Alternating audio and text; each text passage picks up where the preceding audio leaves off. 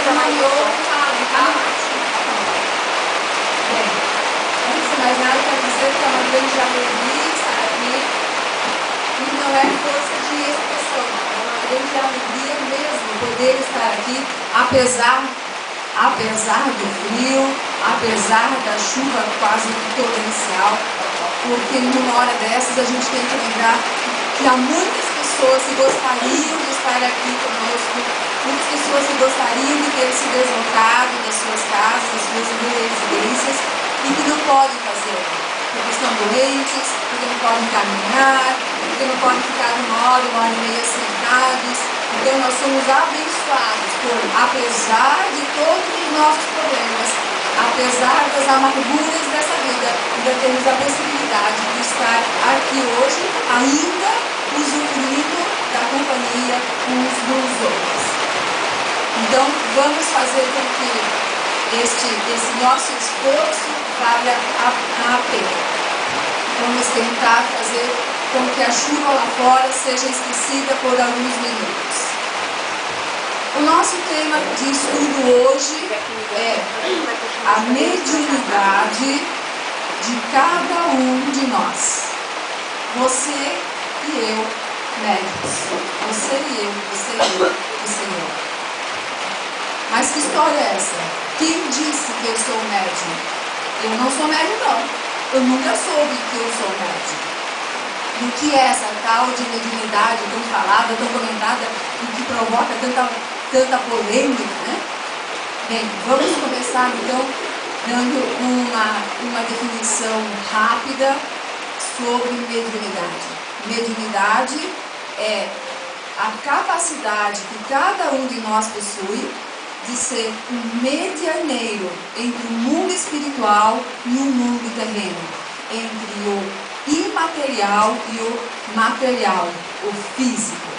A capacidade de sermos influenciados por espíritos. E lembrando que influenciar é alterar o comportamento de alguém. Quando eu influencio alguém, eu estou de alguma forma interferindo nas suas ações, seja a ação do pensamento, a ação do sentimento ou a ação propriamente dita dos seus atos. Quando eu influencio, eu estou alterando o comportamento daquela pessoa para melhor ou para pior. Quando meu filho não estuda e não larga aquele celular, eu converso com ele e eu influencio a largar aquela maquininha e se dedicar um pouquinho aos livros. Então, influenciar é interferir e modificar a atitude do outro. Então, a mediunidade consiste em sermos influenciados por espíritos desencarnados, já que nós somos espíritos encarnados, somos almas. Então, os espíritos desencarnados adquirem a possibilidade de nos influenciar porque somos médiuns. Mas será que somos mesmo? Quem diz que eu sou médium? No livro dos médiuns, não sei se todos vocês conhecem o livro dos médiuns, que é um dos livros das obras que compõem as obras básicas do Espiritismo, escrito por Allan Kardec. O livro dos médiuns, no seu capítulo 9, os espíritos dizem: todo aquele que sente, num grau qualquer, a influência dos espíritos é, por esse fato, médium, num grau qualquer. Essa faculdade é inerente ao homem, não constitui, portanto, um privilégio exclusivo. Por isso mesmo, raras são as pessoas que dela não possuem alguns rudimentos. Raras são as pessoas que não possuem da mediunidade sequer rudimentos. Elas existem. Essas pessoas existem, mas são raras, muito raras. Pode-se, pois, dizer-se, então, que todos são mais ou menos médiuns. Como mais ou menos? De forma mais ostensiva ou de forma mais subjetiva, de forma mais sutil, todos podem ser considerados médiuns. Todos nós somos médiuns. A mediunidade divide-se de forma grosseira em dois tipos, né? Os médiuns se dividem de forma grosseira em dois tipos: médiuns ostensivos e médiuns subjetivos, médiuns mais sutis. Quem são os médiuns ostensivos? São aquelas pessoas cuja mediunidade é inquestionável. E não há como não perceber-se que eles são médiuns. Não há como eles próprios não perceberem que são médiuns. Não há como os outros não perceberem que são médiuns. É uma mediunidade escancarada.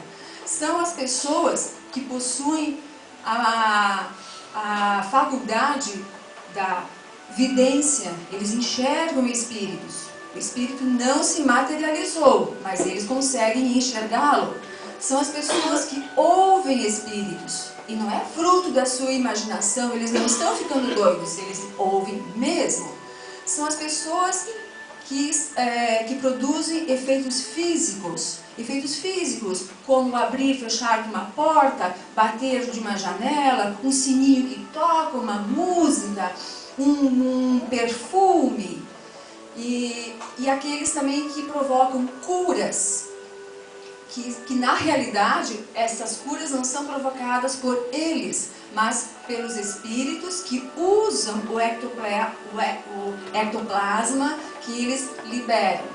Ectoplasma é um termo que foi criado pelo médico francês Charles Richer e é um outro nome dado ao fluido vital ou fluido animal que todos nós possuímos. E nós liberamos constantemente esse fluido animal, fluido vital ou ectoplasma através de todos os orifícios do nosso corpo. Todos nós fazemos isso constantemente. Mas os médiuns de efeitos físicos e os médiuns curadores liberam esse ectoplasma, essa energia, de forma muito mais acentuada. Eles liberam muito mais ectoplasma. E aí os espíritos trabalhadores, né? Os espíritos usam este ectoplasma para realizar ou os efeitos físicos, que nesse caso podem ser, esse ectoplasma pode ser usado por espíritos brincalhões, zombeteiros, que gostam de assustar, né? E no caso dos médiuns curadores, essa energia, esse ectoplasma é usado para promover curas. Então, seriam os médiuns ostensivos, os videntes, os audientes, os médiuns de efeitos físicos, os médiuns curadores, os médiuns de psicofonia ou falantes, aqueles médiuns que transmitem a mensagem do espírito através da fala, e os médiuns escreventes ou psicógrafos, aqueles que transmitem a mensagem do espírito através da escrita. E o médium psicógrafo mais famoso, que é mais conhecido pelas pessoas, é Chico Xavier. Mas além desses médiuns ostensivos, olha, não dá para dizer que ele não é médium, e não há como ele próprio não perceber isso, porque é realmente uma faculdade muito característica e muito escancarada. Mas esses médiuns ostensivos formam, na verdade, uma minoria dentro da humanidade, porque a humanidade como um todo é formada por médiuns subjetivos, médiuns sutis, pessoas que passam milhões e bilhões até de... Vocês estão me ouvindo? Sim? Milhões, bilhões até de pessoas que passam pela vida, vivem toda uma existência terrena, sem terem se apercebido do fato de que eram médiuns, sem terem percebido que durante toda a sua vida foram influenciados por espíritos. Muitas das coisas que falaram porque foram influenciados por espíritos. Muitas das coisas que fizeram, que sentiram e que pensaram. Sentiram, falaram, pensaram, porque foram influenciados, foram induzidos por espíritos. E infelizmente, a maioria de nós, a maioria quase que absoluta de nós, encaixa-se nessa categoria de médiuns. Médiuns que não sabem que são médiuns, que não percebem que são médiuns, que estão sendo usados por espíritos. E não percebem por quê?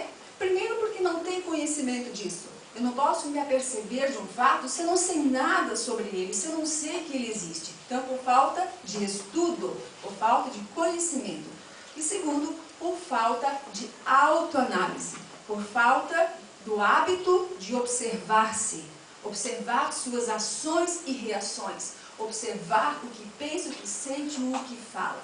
Nós não temos o hábito de nos observarmos. Temos os olhos treinadíssimos em observar o outro, encontrar a chaga, a trave no olho, o grão de areia no olho do outro. Percebemos todos os equívocos de comportamento que o outro comete, mas somos muito desatentos em relação a nós mesmos. E então, é por esse motivo que com grande frequência nós vivemos toda uma vida, às vezes, sem perceber que somos médiums. Bem, qual o objetivo dessa mediunidade? Por que nós somos médiuns? A quase que maioria absoluta dos médiuns encaixa-se na categoria de médiuns kármicos, possuem a mediunidade kármica. O que é a mediunidade kármica? É aquela que existe porque esta pessoa, esta criatura, em outras existências, cometeu equívocos, prejudicou, fez sofrer, não agiu de forma caridosa. E esses equívocos cometidos, esses débitos que ele possui, fazem com que na existência atual ele tenha a necessidade de se redimir perante si mesmo, se redimir perante os seus irmãos em humanidade, se redimir perante as leis de amor que regem o universo, se redimir perante Deus. E a mediunidade é uma das formas que Deus nos oferta de nos redimirmos perante nós mesmos e perante os outros. É uma das formas que existem para que consigamos amenizar ou até quitar débitos do nosso passado.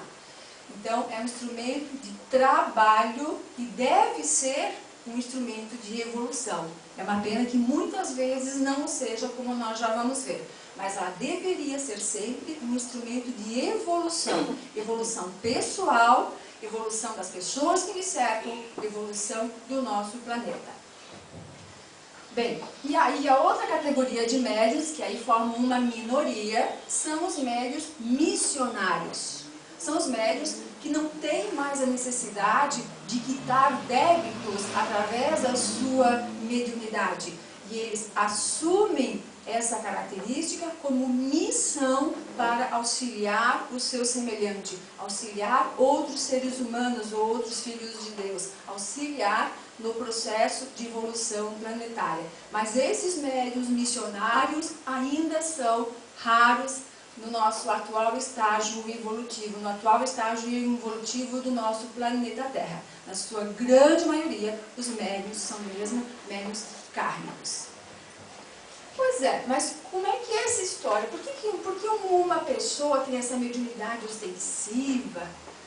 Porque eu tenho uma outra mediunidade tão subjetiva, tão sutil que eu nem percebo. Como acontece isso? Por que essas diferenças entre as pessoas? Bem, vamos entender um pouquinho então de como e por que nós somos médiuns. Onde a nossa mediunidade é construída? A nossa mediunidade é construída lá no plano espiritual, ela é planejada, elaborada, lá no plano espiritual, antes de reencarnarmos. Ninguém se tornou médium aqui depois. Essa mediunidade que cada um possui já nasceu conosco. Quando nós reencarnamos, o nosso corpo físico, o nosso aparato biológico já veio preparado para exercer aquela mediunidade X ou Y. Isso já foi minuciosamente planejado lá no plano espiritual, antes da nossa reencarnação. Onde, então? No plano espiritual. Por quem? Quem fez esse planejamento? Esse planejamento é feito por espíritos bem mais evoluídos do que nós, evoluídos tanto em nível moral como em nível técnico, e que tem a função de planejar o processo reencarnatório das pessoas. Eles são técnicos preparados para isso. Esse planejamento é feito também por espíritos amigos, espíritos que nos amam, que nos querem bem e que dentro da sua possibilidade evolutiva também participam desse processo. E esse processo pode ser feito também por nós mesmos. Dependendo do nosso nível evolutivo, nós já podemos participar do planejamento reencarnatório, do nosso planejamento reencarnatório, e podemos até pedir essa mediunidade. Por favor, eu pisei na bola, eu meti os pés pelas mãos, não estou conseguindo viver em paz, minha consciência está me atormentando, eu quero me livrar disso. Então, por favor, permitam-me que eu seja médium para, trabalhando e colocando essa mediunidade à disposição e em benefício do meu próximo, do meu semelhante, eu possa paulatinamente quitar a minha dívida e recuperar a paz que eu perdi. Nós podemos pedir isso. Ou se não pedimos, podemos simplesmente concordar, compreender que temos sim necessidade de reencarnar com esta tarefa e compreender que ela será de grande benefício para nós se a usarmos da forma correta, da forma respeitosa que ela merece ser. Então, e uns poucos, né, algumas pessoas infelizmente não têm condições de participar do seu planejamento reencarnatório, porque isso depende realmente do nível evolutivo, e recebem aquela mediunidade de forma compulsória. É como o pai e a mãe, que muitas vezes precisam fazer coisas para o bem do seu filho, mesmo que ele não queira. Eu não quero tomar banho. E a criança bate o pé e se joga no chão e faz birra porque não quer tomar banho. Meu filho, sinto muito, você vai tomar banho, você não tem a opção de não tomar banho, você está imundo. É algo mais ou menos assim. Então, às vezes, nós temos sim condição de participar desse planejamento reencarnatório e nós próprios participamos da formação da nossa mediunidade. O que é má mediunidade não é? Há muitos equívocos inerentes a este tema, muitas crendices. A mediunidade não é um castigo, uma punição. Eu não sei se você já ouviu isso, mas eu já ouvi com alguma frequência médiuns ostensivos e que não gostam de ser médiuns, fogem disso e que dizem, que ser médium é um castigo. O que será que eu fiz de tão mal para merecer esse castigo? Mediunidade não é castigo, mediunidade é possibilidade, é oportunidade. Oportunidade de reabilitação, oportunidade de redenção. Oportunidade, não certeza. Porque o nosso livre-arbítrio, a nossa atenção, o nosso autoconhecimento, isso tudo faz com que a nossa mediunidade seja usada de uma forma ou de outra. A mediunidade não é responsável por nossos desequilíbrios, nossas doenças e nossos sofrimentos. Como eu ouvi isso antes de eu me tornar espírita, eu ouvia isso com grande frequência, sabe? Aquela pessoa, vive doente, coitado, sabe por quê? Porque ele é médium.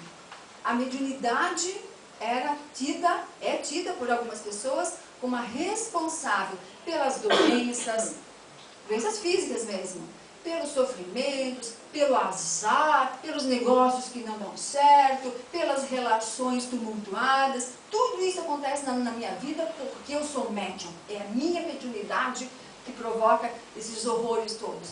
A mediunidade em si, a faculdade em si, não provoca nada disso. Mas o uso inadequado dela pode provocar, sim. Por quê? Porque eu preciso tomar o cuidado de me sintonizar com bons espíritos. Se a minha mediunidade está ao léu, É um barco à deriva, rio abaixo, não tomo a precaução, não tenho a atenção necessária para me sintonizar com bons espíritos. Ora, quando o jardineiro abandona o seu jardim, quem toma conta? As ervas daninhas.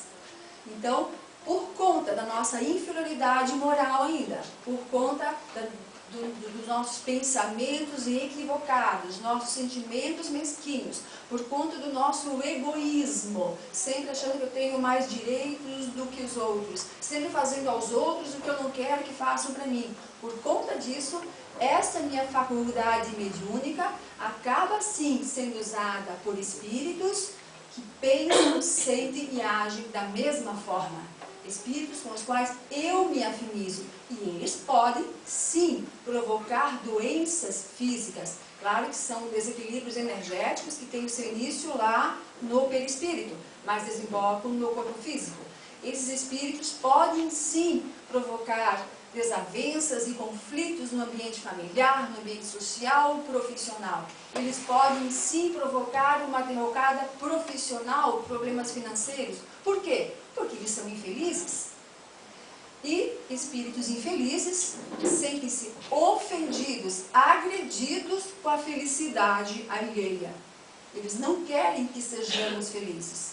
Então, se nós estamos abrindo as portas para eles, se estamos colocando a nossa mediunidade à disposição deles, eles vão aproveitar-se desta oportunidade para nos fazer infelizes.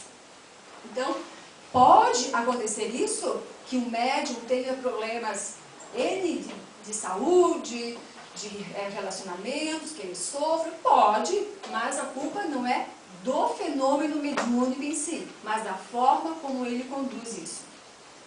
A mediunidade não é atributo de pessoas especiais, melhores do que a maioria, nem a mediunidade subjetiva, sutil, nem a ostensiva. Isso está bem claro no livro dos médiuns, na sua questão 226, onde os espíritos explicam, onde Kardec pergunta: o desenvolvimento da mediunidade guarda relação com o desenvolvimento moral do médium? E os espíritos respondem: não. A faculdade propriamente dita se radica no organismo, não depende da moral. A faculdade se radica no organismo físico, como nós já vamos ver, não depende da moral. O que depende, o bom uso dessa faculdade é que depende da moral daquele espírito. É claro que um espírito de moral mais elevada dará um bom uso à sua mediunidade, mas a faculdade propriamente dita é uma característica física, biológica, neuropsíquica, como nós já vamos ver. Voltando.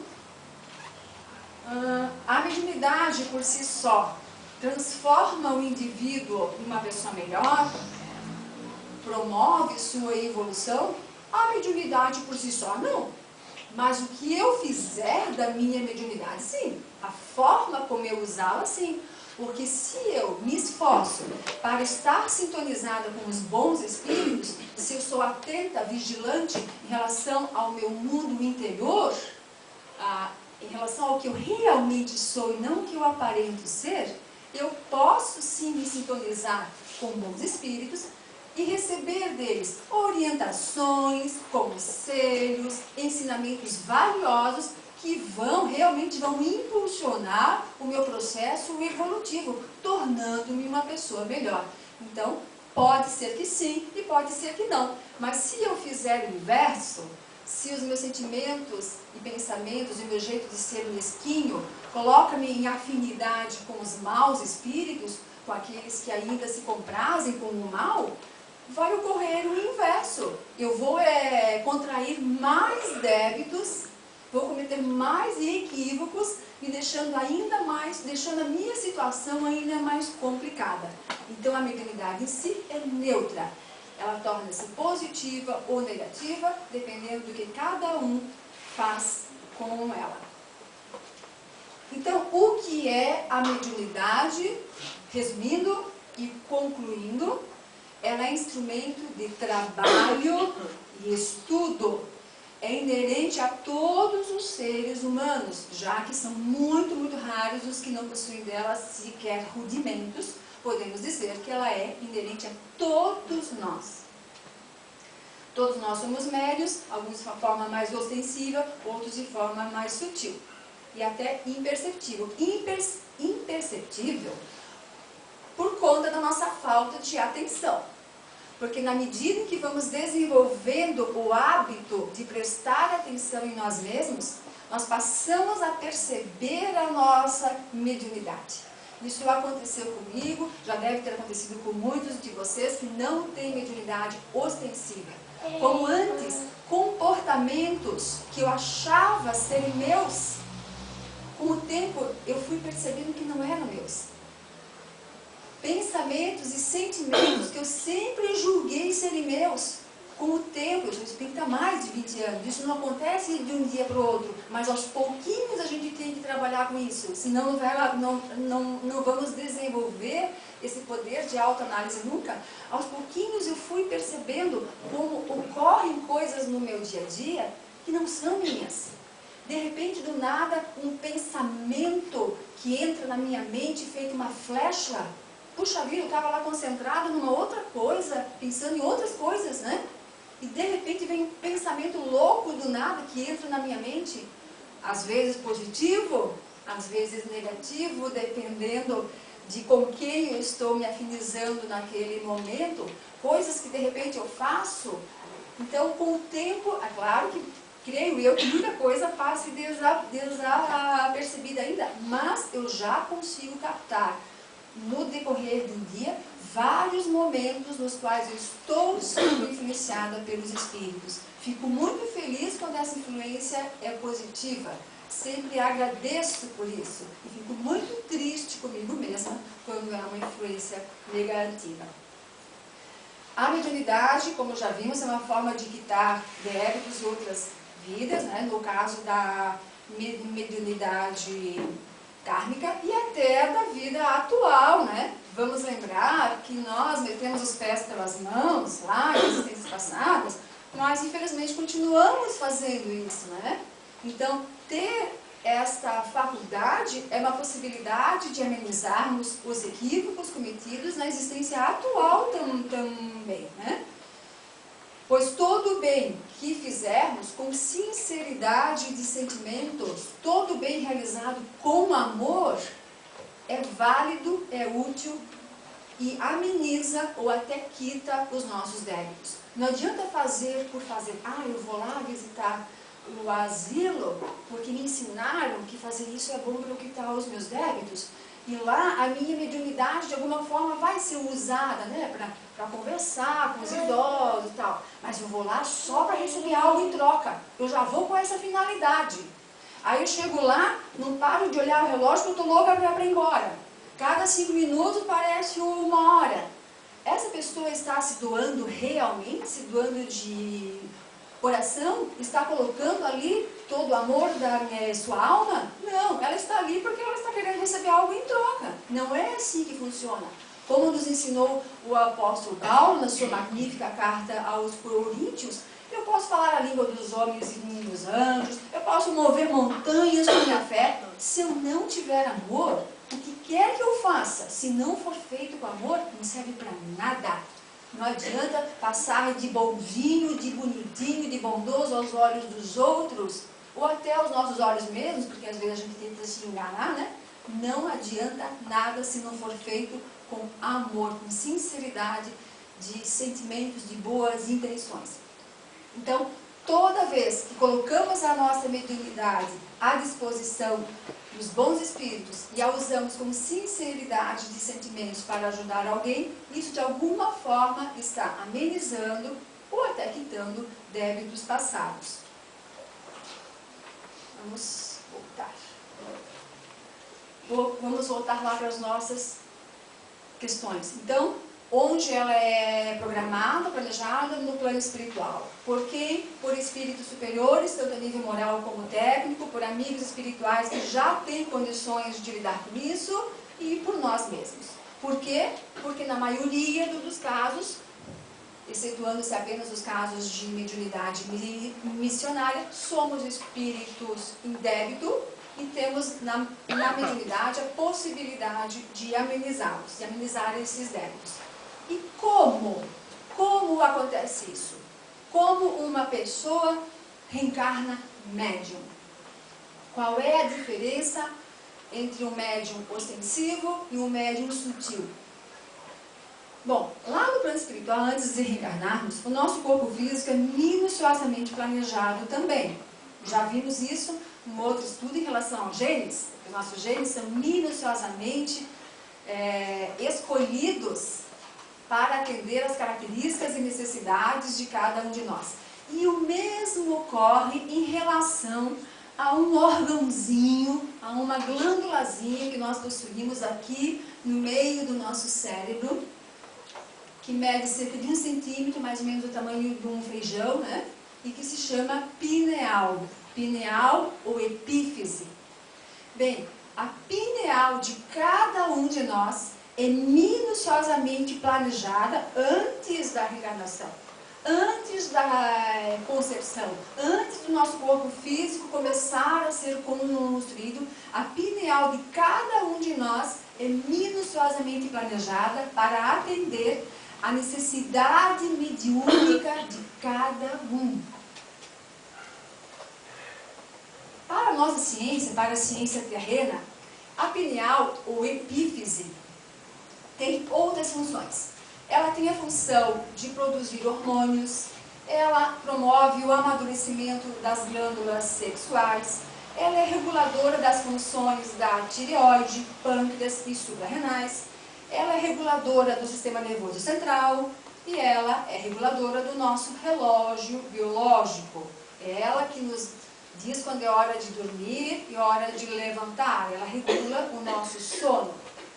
Para os povos antigos, muito antigos, eles já diziam que na pineal localiza-se o centro da vida. Olha que interessante, né? Eles não sabiam de nada disso que nós sabemos, mas eles já, com seus estudos, suas observações, suas pesquisas, eles já tinham percebido que na pineal localiza-se o centro da vida. Muito mais tarde, em 1677, René Descartes fez minuciosa descrição da glândula, atribuindo-lhe papel relevante ao afirmar: a alma é o misterioso hóspede da glândula pineal.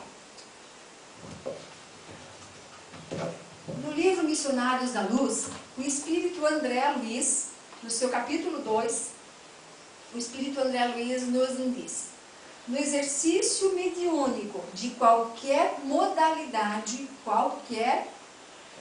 a pineal desempenha o papel mais importante.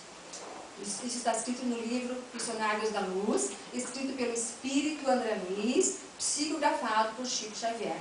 No exercício mediúnico de qualquer modalidade, qualquer tipo, a pineal desempenha o papel mais importante.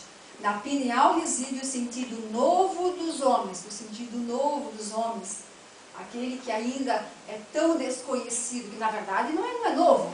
Nós somos médiuns desde sempre. O que é novo o que é nova é a nossa consciência disso. Só agora nós estamos nos conscientizando disso. Na pineal reside o sentido novo dos homens. Entretanto, na grande maioria, a potência divina dorme embrionária. E no livro Evolução em Dois Mundos, no seu capítulo 9, também escrito pelo espírito André Luiz, também psicografado por Chico Xavier, o espírito André Luiz fala novamente sobre a importância e a função da pineal.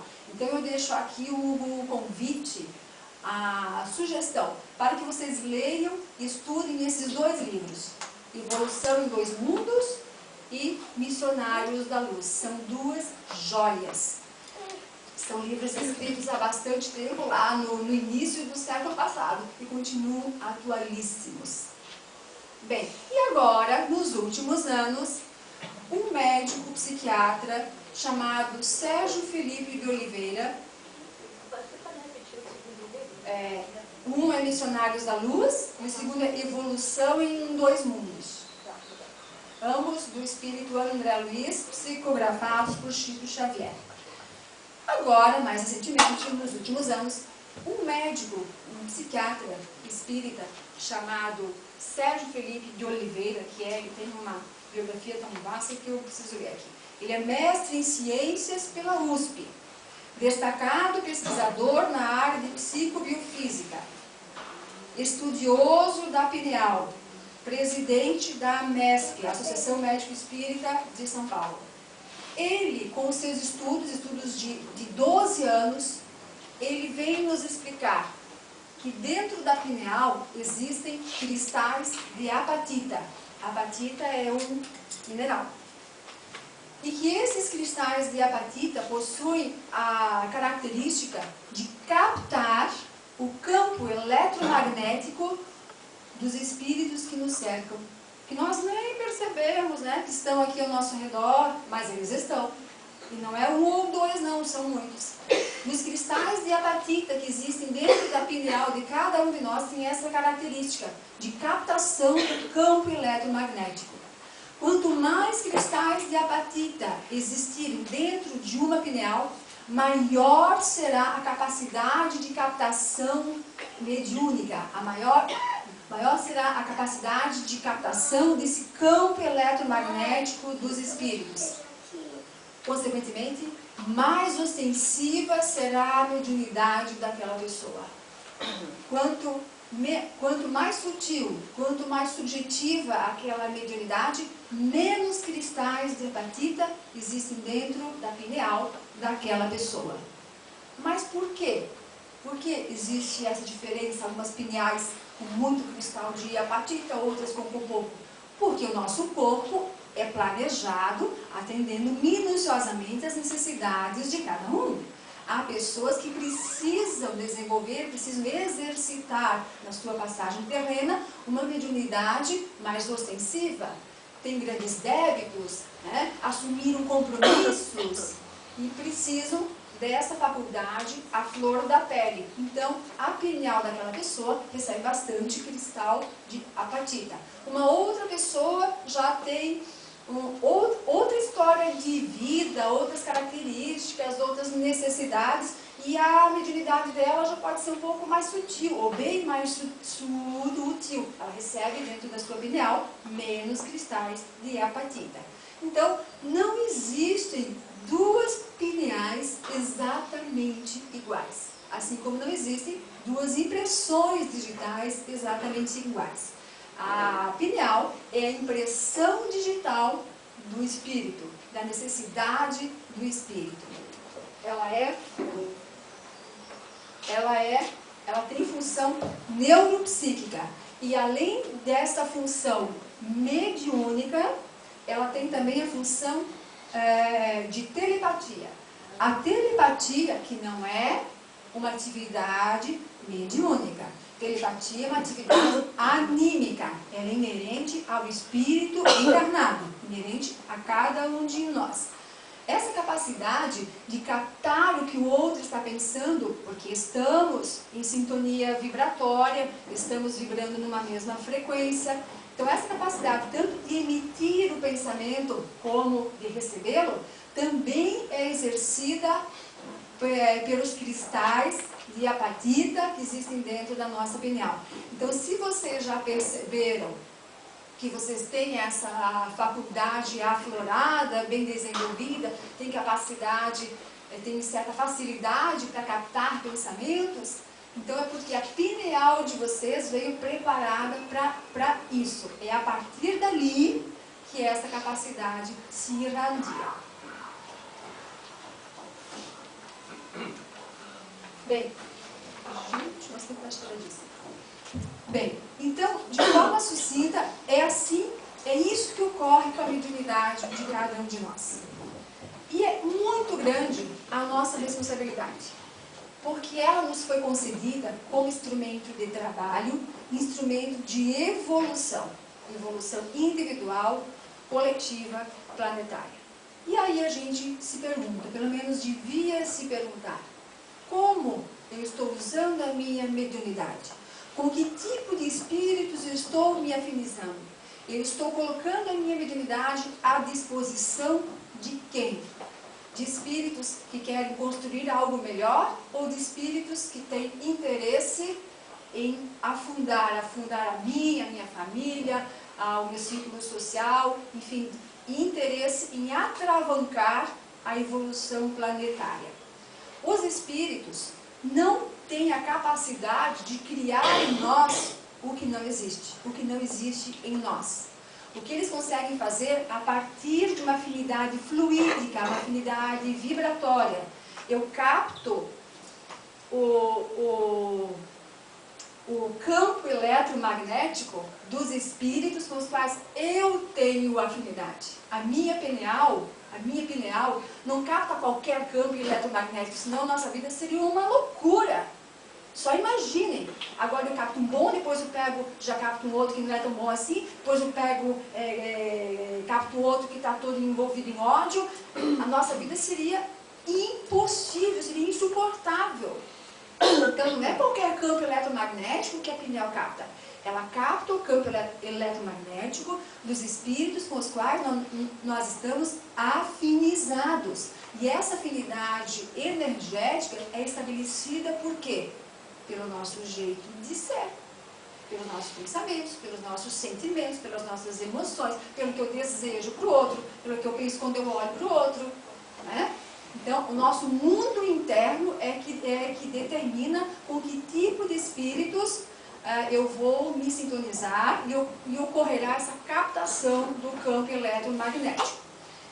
Esses espíritos, sejam os bons, né, os espíritos benevolentes, ou aqueles que ainda não são tão benevolentes assim, tanto uns como outros, não têm a possibilidade, o poder de criar em mim o que ainda não existe. Por um lado, isso é triste, porque espíritos benevolentes, espíritos que já aprenderam a arte de amar, bem que podiam criar em nós essa capacidade de amar também, né?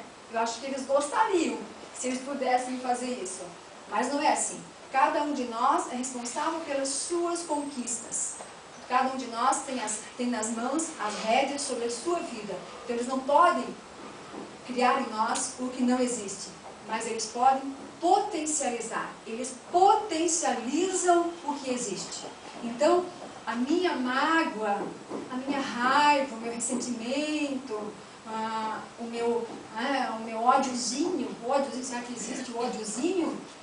Quando eu estou sintonizado com esses espíritos, eles potencializam esses sentimentos. Fazem com que eu fique com mais mágoa, com mais raiva. O meu ódio assuma proporções astronômicas. Eles influenciam no meu dia a dia, me induzem a cometer atitudes de desrespeito em relação ao próximo. Ah, mas comigo isso não acontece, não. Não deve acontecer com os outros, porque comigo não. Será que não? Será que quando nós estamos lá no meio de uma fila astronômica, não bate assim, de vez em quando aquela vontade, fura a fila, vai pelo acostamento, fura pelo acostamento. Usa o celular. Você está dirigindo, mas tudo bem, a tua vida não vale nada, dos outros também não. Usa o celular, fala no celular, manda mensagem. Quem sabe a gente tem sorte e provoca um acidentezinho. Ah, como eu gosto de você, você faz tudo o que eu mando. Eu amo você. Se é que esses espíritos sabem o que é amor, o que eu duvido. Mas enfim, eles têm grande apreço por nós. Porque na maioria das vezes nós fazemos exatamente o que eles querem, o que eles nos induzem. E isto vai sendo potencializado por eles. A notícia boa é que... Já estou esperando! A notícia boa... Não é que tem um senhor que deixa o ônibus no terreno ali e não quer que ninguém deixe o carro lá. Se alguém tem algum carro que deixou naquele terreno baldio, por favor, vai até ali. Ele não é o dono do terreno, mas ele quer que ele incomoda toda semana. Então, eu vou pedir para ele botar uma placa ali. Como é que as pessoas vão lá adivinhar? Pois é. Então, se alguém deixou lá, por favor. Vamos com educação. Porque que ele... Paz e amor. Olha os obsessores, olha a mediunidade, né, à disposição dos bons espíritos. E a boa